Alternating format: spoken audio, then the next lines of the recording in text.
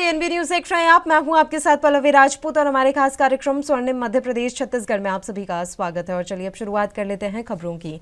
छत्तीसगढ़ के पूर्व मुख्यमंत्री डॉक्टर रमन सिंह एक सर्जरी के लिए गुरुग्राम के मेदांता अस्पताल में भर्ती हुए हैं।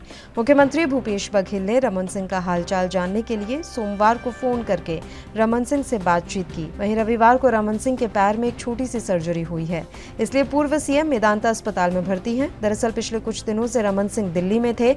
बताया जा रहा है कि दिल्ली में बीजेपी के शीर्ष नेतृत्व से वे मुलाकात करेंगे, लेकिन सोमवार ये जानकारी सामने आई कि उनके पैर में रविवार एक छोटी सी सर्जरी हुई है। रमन सिंह अभी भी दिल्ली के मेदांता अस्पताल में भर्ती हैं। अगले कुछ दिनों तक अस्पताल में भर्ती रहने की जानकारी मिल रही है। रमन सिंह के अस्पताल में भर्ती होने की जानकारी लगते ही मुख्यमंत्री भूपेश बघेल ने उनसे फोन पर बातचीत की।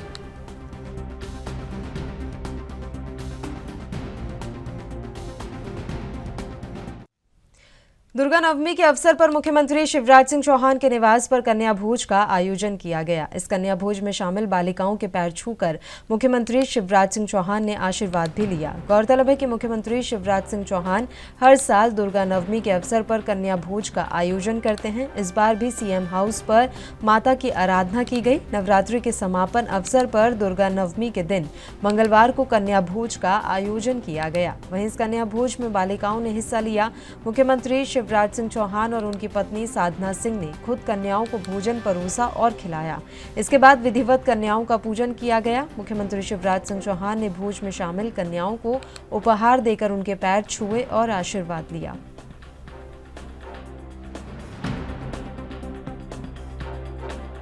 पूरे देश में और पूरे मध्य प्रदेश में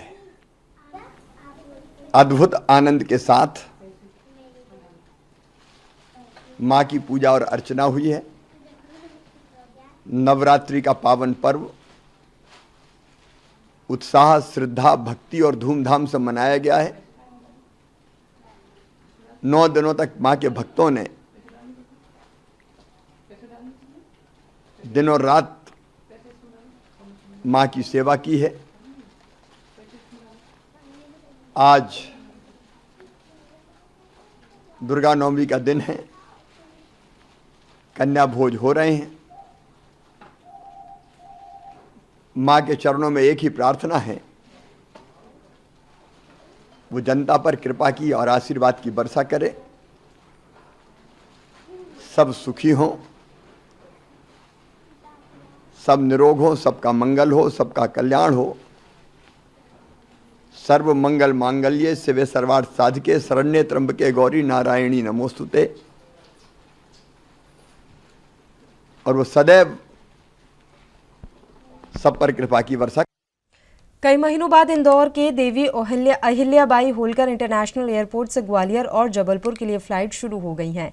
दरअसल मध्य प्रदेश के दोनों शहरों ग्वालियर जबलपुर के लिए इंदौर से आज से उड़ानें बहाल कर दी गई हैं। इसी के साथ अब इंदौर से फ्लाइट के जरिए ग्वालियर या जबलपुर महज 1.5 घंटे में पहुंचा जा सकेगा। वहीं बता दें कि इंदौर से ग्वालियर और जबलपुर के लिए विमान सेवा हफ्ते में 3 दिन चलेगी। गौरतलब है कि इंदौर से ग्वालियर और जबलपुर जाने के बाद फ्लाइट दिल्ली भी जाएगी। इसका मतलब है कि अब ग्वालियर और जबलपुर से दिल्ली के लिए भी एडिशनल फ्लाइट की सुविधा मिल जाएगी। वहीं इंदौर से ग्वालियर और जबलपुर के लिए अलायंस एयर कंपनी ने उड़ान शुरू की है। अलायंस एयर कंपनी ने सोमवार को इंदौर से बिलासपुर की उड़ान सेवा की शुरुआत की थी। कंपनी सभी उड़ानों को दिल्ली के लिए भी अतिरिक्त फ्लाइट की सुविधा दे रही है। बता दें कि डीजीसीए और सभी एयरपोर्ट से मंजूरी मिलने के बाद ही इसे चालू किया गया है।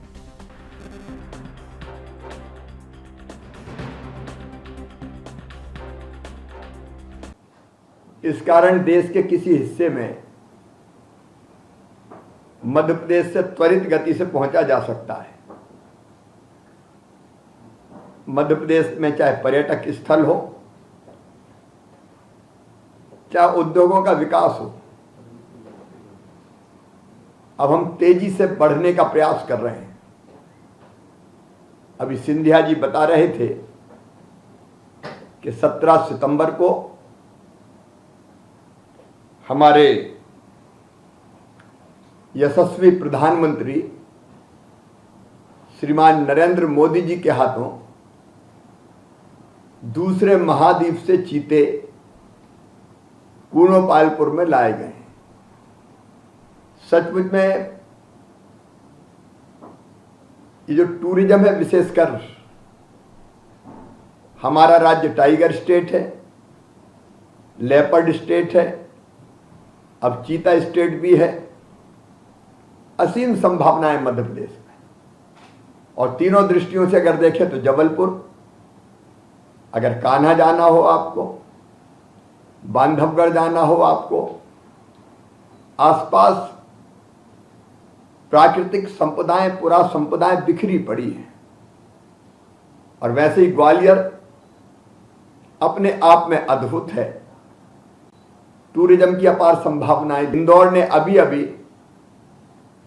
स्वच्छता में छक्का मारा है। इंदौर अब स्वच्छता का ब्रांड एम्बेसडर है। मैं सभी साथियों को बहुत बहुत बधाई देता हूं, इंदौर की जनता को बधाई देता हूं। लेकिन इसके साथ ही मध्य प्रदेश भी स्वच्छता के मामले में देश में आज नंबर 1 के स्थान पर पहुंच गया है। मध्य प्रदेश के बाकी शहरों ने भी बहुत अच्छा प्रदर्शन किया है, और ग्रामीण क्षेत्र में भी पश्चिम जोन में हम पहले स्थान पर हैं।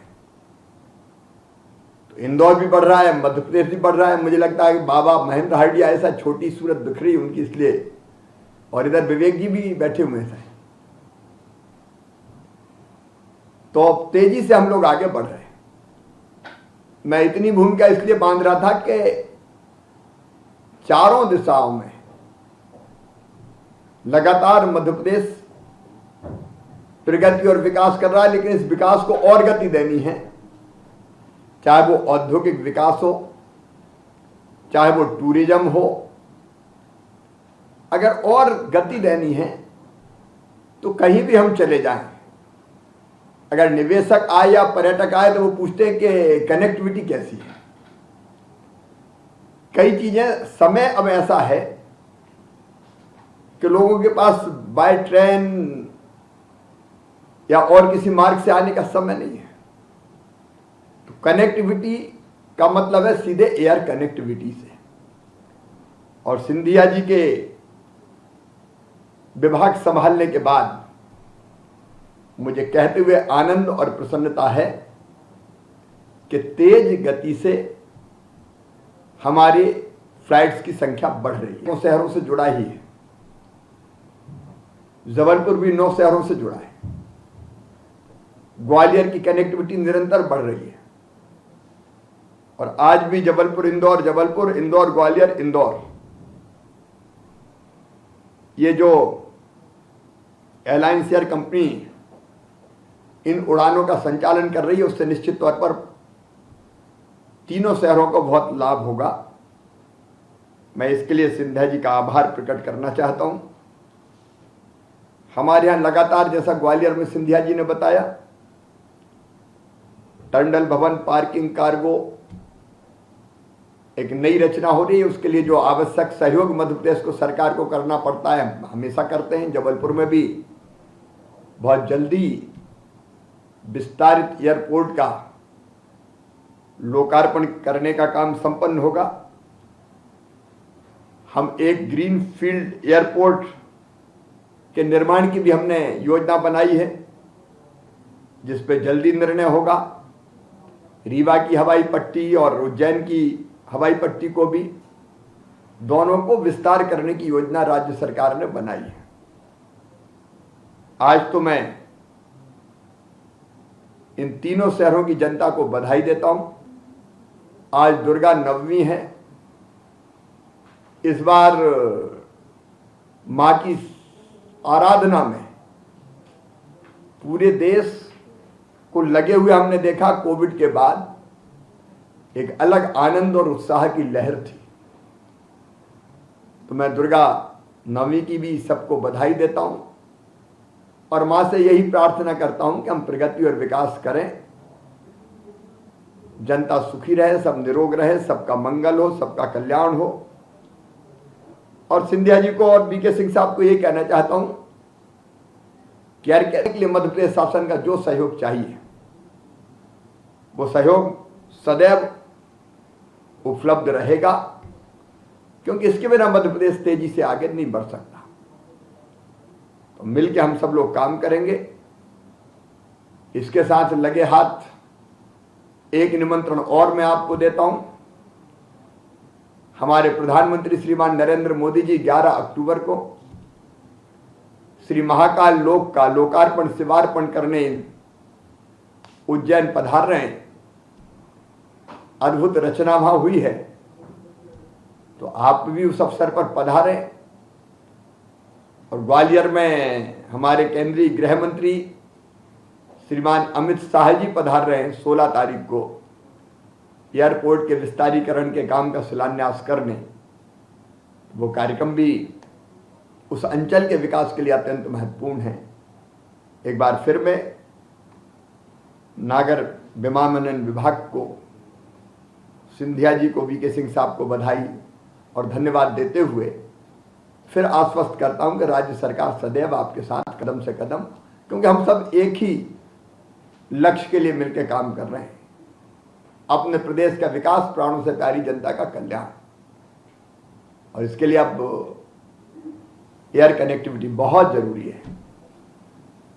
तो हमेशा राज्य शासन सहयोग करेगी और डबल इंजन की सरकार और तेज गति से इस विकास को आगे ले जाने का प्रयास करेगी। बहुत बहुत मध्य प्रदेश के गृह मंत्री नरोत्तम मिश्रा ने भोपाल में एक प्रेस वार्ता की। इस दौरान उन्होंने कहा कि कोरोना केस को लेकर अपनी प्रतिक्रिया दी। इसके बाद उन्होंने कहा कि मैंने आदि पुरुष फिल्म का ट्रेलर देखा है और उसमें आपत्तिजनक दृश्य हैं। हमारी आस्था के केंद्र बिंदुओं को जिस रूप में दिखाया गया है यह अच्छा नहीं है। इस दौरान उन्होंने कहा, मैं फिल्म निर्माता ओम राउत को आपत्तिजनक दृश्य हटाने के लिए पत्र लिख रहा हूँ।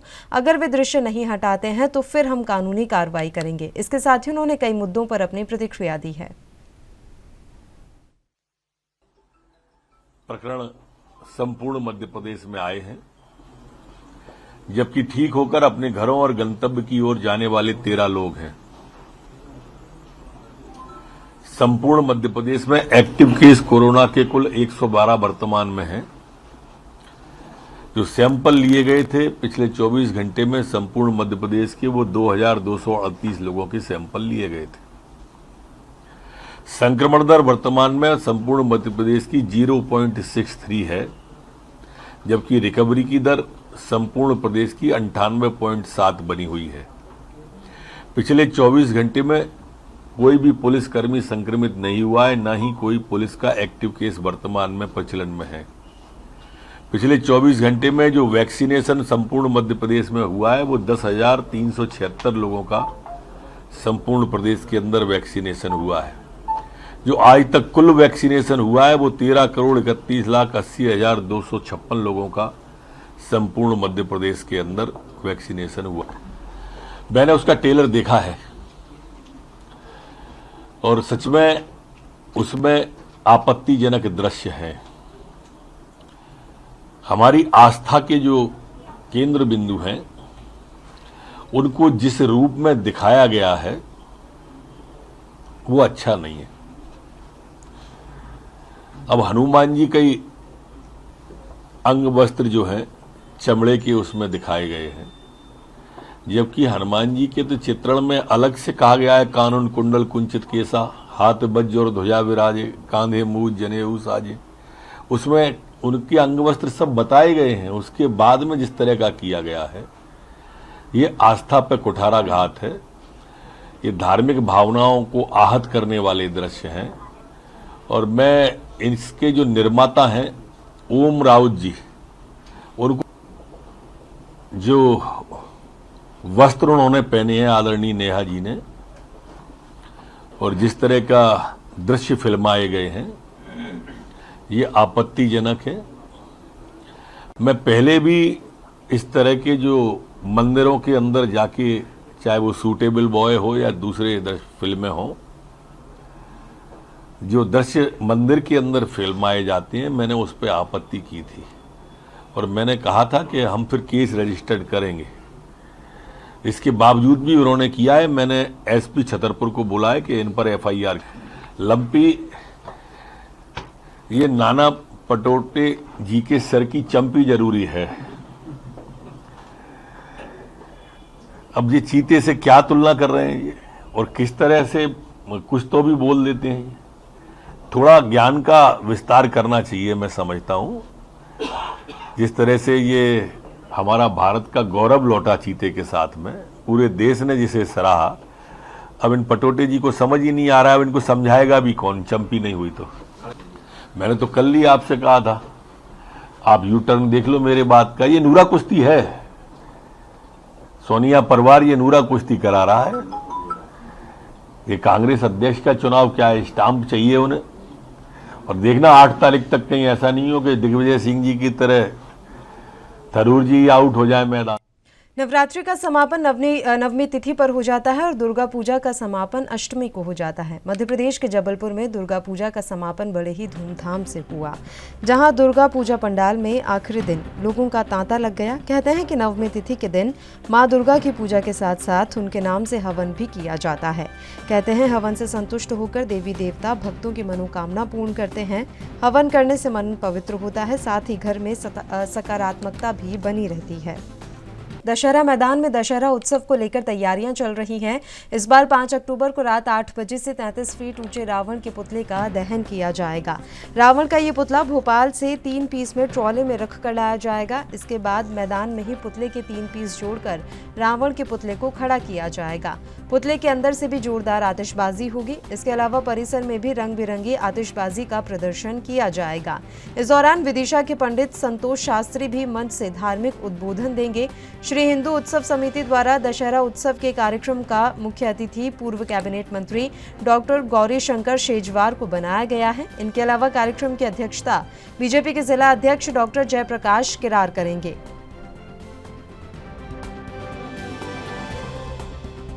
साल की तरह इस साल ज़्यादा महंगाई है, तो महंगाई के कारण क्या हुआ, ग्राहकी उतनी है नहीं और सामान बहुत महंगा हो गया। जो पेपर्स 2-3 रुपए का आता था आज 10 रुपए का आ रहा है।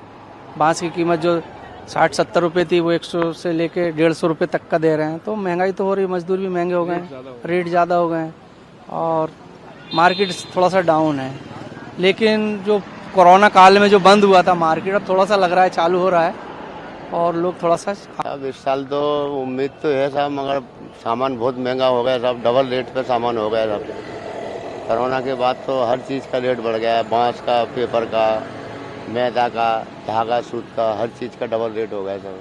2 साल तो बिल्कुल काम नहीं था। 2 साल तो सर बिल्कुल काम नहीं हुआ था कोरोना में। पिछले साल के रावण अभी तक पड़े हुए हैं साहब, बिके ही नहीं थे सर। तो इस बार उम्मीद है कि सर अभी तक तो अभी कोई ग्राहकी नहीं हुई साहब, आज ही के दिन लास्ट है। अब देखो उम्मीद तो है सर, अब मार्केट में देखते हैं क्या होता है क्या नहीं होता सर। 2 साल बाद जो है मार्केट में रौनक आई है। रौनक तो सर आई है, मगर अब ग्राहकी आया, ग्राहक क्या हो रहा है, अभी तो सबकी दुकानें लगी हुई हैं, अब खुली हैं दुकानें, अब कल तक माहौल देख।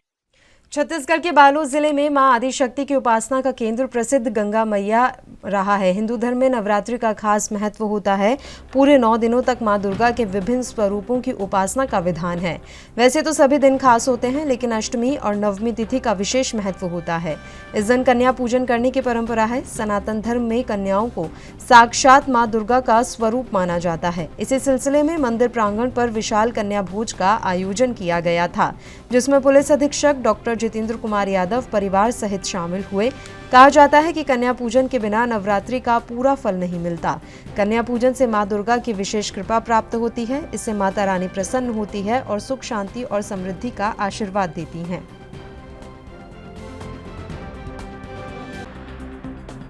झलमलाव गंगा मैया का एक जो यहाँ पे मंदिर है, इसमें बहुत दूर दूर से लोग दर्शन के लिए आते हैं और बहुत बड़ी संख्या में आते हैं। ये जो पूरा 9 दिन का पर्व है, तो इसमें पुलिस के द्वारा व्यवस्था लगाई गई थी, जिसमें यहाँ पे फिक्स ड्यूटी, दूसरा पेट्रोलिंग ड्यूटी लगाई गई थी। दूसरा, चूंकि ये जो मार्ग है ये बालोद जाने वाला प्रमुख मार्ग है, तो इसमें बड़ी गाड़ी ना जाए, इसके लिए यातायात की तरफ से बड़ी गाड़ियों को डाइवर्ट किया गया था। जो कुसुम कसा से बाईपास होते हुए पड़की भाट निकलता था, इसी प्रकार से पड़की भाट होते हुए वो गाड़ियां लोहारा तरफ निकलते। जो मेला परिसर है, इसमें वायरलेस स्टैटिक सेट लगाकर ताकि कम्युनिकेशन बना रहे, और एक पुलिस सहायता केंद्र बनाया गया, जिसमें कोई बच्चा यदि गुम गया या उसके परिजन से बिछड़ गया तो वो वहाँ के सूचना दे सकते हैं। और बगल में मेला है, तो वहाँ पे भी कोई किसी प्रकार की कोई दिक्कत ना हो, कोई घटना ना हो, उसके लिए पुलिस।